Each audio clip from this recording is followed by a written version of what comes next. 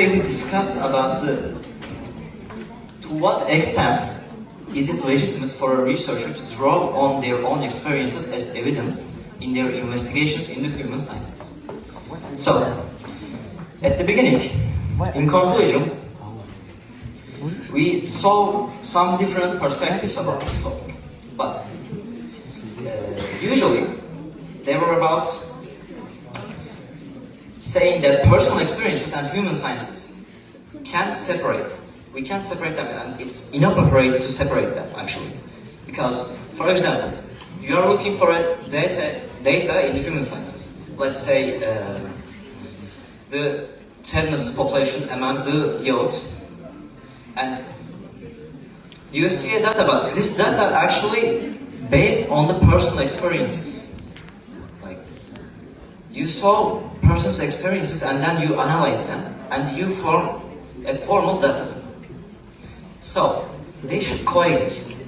It's nearly impossible for them to being separated into two different things, personal experiences and human science, because we are humans and we are based on our experiences. Like, we can't exist without our experiences. We would like an animal who doesn't have any emotions or experiences about life, or don't have any thoughts. Also, we conclude that in different contexts, data collection varies. So, for example, in centuries, like let's say 19th century and 16th century, there were big differences between the populations of humans. And also, there were different aspects of life, different purposes, different aims, different goals, and also different lifestyles. For example, in this 19th century, people were using machines in order to build some buildings or give us some products. But in 16th century, the situation was different. Also, not with only centuries, it can vary through the regions too. For example, let's think about Middle East. It's more likely based on an Islamic religion rather than the Christian or other Jewish religions. But if you look at the Western societies, for example, let's look at Europe or US, we would like to see a Christian popularity that's among the people. And we will say that they will have different experiences because they belong to some different teams. Like, they live different lifestyles, they are going through different problems, they have different even jobs, like everything is different. So, personal experiences can vary through the regions and centuries and a lot of things. Also, to conclude, we discussed about the subjective and objectivity. So we said that it's just like I said in the personal experiences and human sciences. It's inappropriate and nearly impossible to divide the human sciences into objectivity or subjectivity, because they should coexist and they can't exist without each other. So, you were probably wondering why I'm saying this. Because, for example, let's think of a psychologist. He was listening to one of his patients, and then he started to think about his life, his personal experiences, and also the research that he read, also the schools he educated in. It's nearly impossible to make a comment for a patient without your own personal experiences.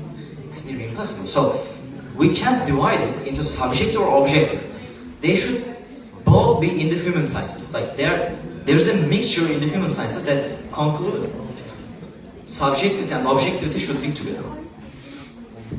Also, at the end of our discussion, we talked about there's 5 of the main human sciences, and we talked about especially 2 of them, psychology and sociology. For psychology, we give an example of Durkheim's suicide book. It contains 5 different types of suicides among the people. One of them were based on the benefits of their country. One of them are based on their own experiences, their childhood traumas, their, the things they go through while they are living. Also, there was one of them only for the hope for the greater humanity. So it's just like I said, it's also hard to separate and nearly impossible to think human sciences without personal experiences, because all these things is in a research. Also, this book is Suicide is a research for a great psychologist. It's actually based on the personal experience. So for sociology, we based on the Communist Manifesto. In Communist Manifesto, sorry me if I don't remember it right, but the